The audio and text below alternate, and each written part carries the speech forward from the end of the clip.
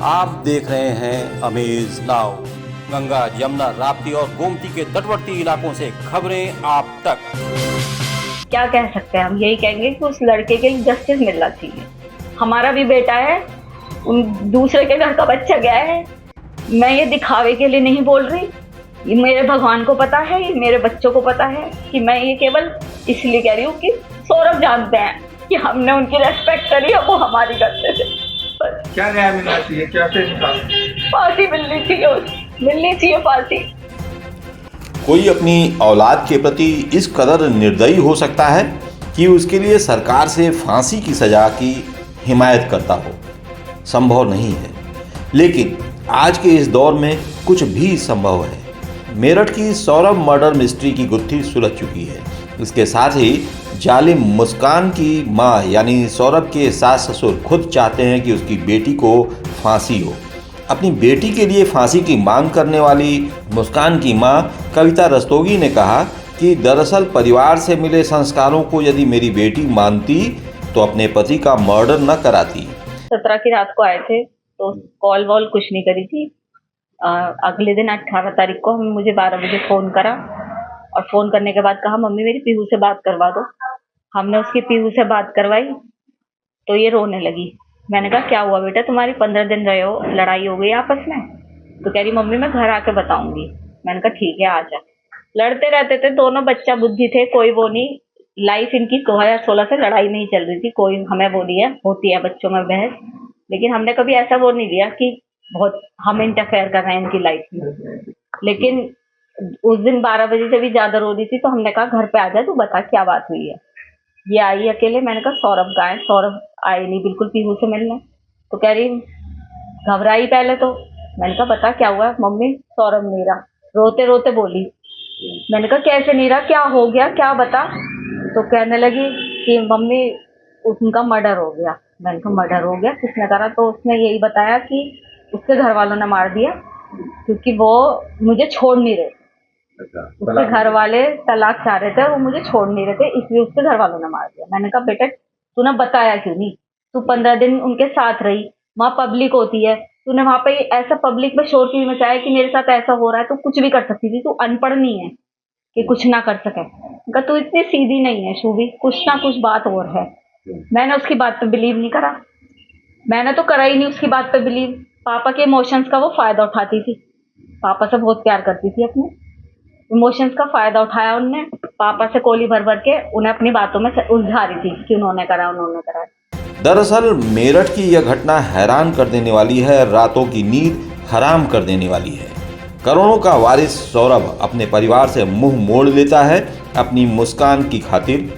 Blind support करता था सौरभ मुस्कान का, लेकिन मनबड़ वहशी मुस्कान ने अपने प्रेमी साहिल के साथ मिलकर सौरभ को धोखे से कोल्ड ड्रिंक में नींद की दवा मिला दी और जब वह बेहोश हो गया तो उसका काम तमाम करवा दिया। शव को एक ड्रम में डालकर उसके ऊपर सीमेंट और बालू भर दिया और ड्रम पर ढक्कन लगा दिया। मानवीय संवेदनाओं को झकझोर देने वाली इस घटना का ताना बाना पिछले साल नवंबर माह में ही बुना जा रहा था। मानवीय संवेदनाओं से दूर मुस्कान का जी जब सौरभ से भर गया तो उसने साहिल से दोस्ती बढ़ाई और स्नैपचैट पर चैटिंग कर साहिल की मां बनकर साहिल को चैटिंग के जरिए सौरभ के मर्डर के लिए उकसाती थी। साहिल की मां मर चुकी थी लेकिन वो अपनी मां को बहुत मानता था। स्नैपचैट पर आए मैसेज को वो अपनी मां का आदेश मानने लगा और जिसमें लिखा रहता था कि सौरभ के बाद तुम्हारी और मुस्कान की जिंदगी आराम से गुजरेगी। मुस्कान की स्क्रिप्ट को साहिल ने अमली जामा पहना दिया, लेकिन मेरठ पुलिस इस पूरी व्यूह रचना की जिम्मेदार मुस्कान को ही मान रही है और शायद पुलिस एकदम सही रास्ते पर अपने तफ्तीश को आगे बढ़ा रही है। आज देर शाम थाना ब्रह्मपुरी पुलिस को इंदिरानगर में एक मर्डर की सूचना मिली थी। सूचना के आधार पर पुलिस जब मौके पर पहुंचकर जांच पड़ताल एवं पूछताछ की गई तो पाया गया कि एक सौरभ राजपूत नाम के व्यक्ति हैं जो कि मर्चेंट नेवी में कार्यरत थे। ये 4 तारीख को अपने घर आए थे और तब से ही ये देखे नहीं गए थे। शक के आधार पर इनकी पत्नी मुस्कान और उसके मुस्कान का एक प्रेमी है साहिल, उसे पूछताछ के लिए पुलिस ने बुलाया था और पूछताछ के दौरान इन्होंने अपना जुर्म को बुलाया। इन्होंने बताया कि 4 तारीख को साहिल ने और मुस्कान के साथ मिलकर जो सौरभ है उनके चाकू से मार कर हत्या कर दी थी। हत्या करने के बाद उन्होंने शव के टुकड़े कर एक ड्रम में डालकर उसे सीमेंट से भर दिया था। पुलिस द्वारा जो शव है उसको रिकवर कर लिया गया है। उस शव को पोस्टमार्टम के लिए मोर्चरी भिजवाया गया है और इसमें जो दोनों ही ये हैं साहिल और मुस्कान, इन दोनों को हिरासत में ले लिया गया, गिरफ्तार कर लिया गया है। परिजनों की तहरीर के आधार पर सुसंगत धाराओं में मुकदमा पंजीकृत कर लिया गया है। अब इन दोनों को ही माननीय न्यायालय के सामने पेश कर आवश्यक विधिक कार्रवाई की जा रही है। 2016 में मुस्कान के मोह पास में सौरभ ने अपने घर वालों को छोड़ दिया, क्योंकि घर वाले मुस्कान से शादी के बिल्कुल खिलाफ थे। शादी से पहले मर्चेंट नेवी का कर्मचारी था सौरभ। शादी के बाद आर्थिक रूप से कमजोर होने लगा और घर वाले भी उसका साथ नहीं दे रहे थे। यदा कदा ही सौरभ अपने माँ बाप के पास जाता था कुछ घंटों के लिए, क्योंकि उसने किराए का मकान ले रखा था। लेकिन मुस्कान कभी सौरभ के पास रहती और कभी अपने मायके ही बुला लिया करती थी उसे। मुस्कान की एक बेटी भी है जिसे उसने 3 मार्च को परीक्षा खत्म होने के बाद अपने माँ बाप के पास भेज दिया था, ताकि अपना मिशन पूरा करने में उसे आसानी हो।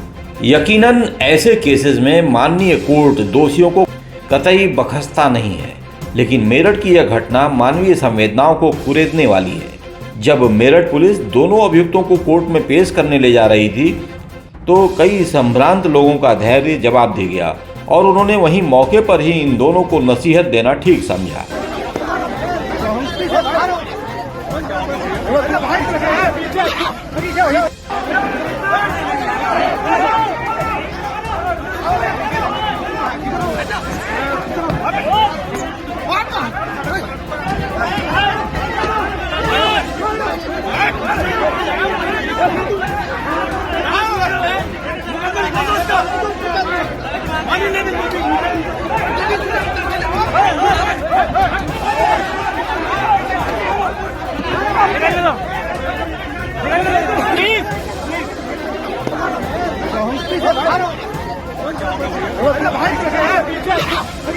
हालांकि पुलिस ने इन्हें बचाने की भरसक कोशिश की और सुरक्षित कोर्ट में पेश भी कर दिया, लेकिन इन सब के बावजूद एक यक्ष प्रश्न समाज के सामने खड़ा रहेगा कि क्या कोई सौरभ के माता पिता को उनका बेटा वापस दिला पाएगा।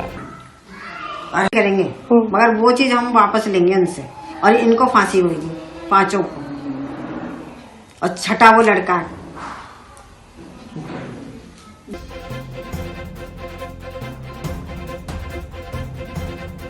बने रहिए अमेज नाउ के साथ।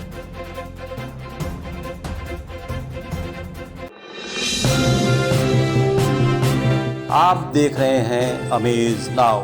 गंगा, यमुना, राप्ती और गोमती के तटवर्ती इलाकों से खबरें आप तक।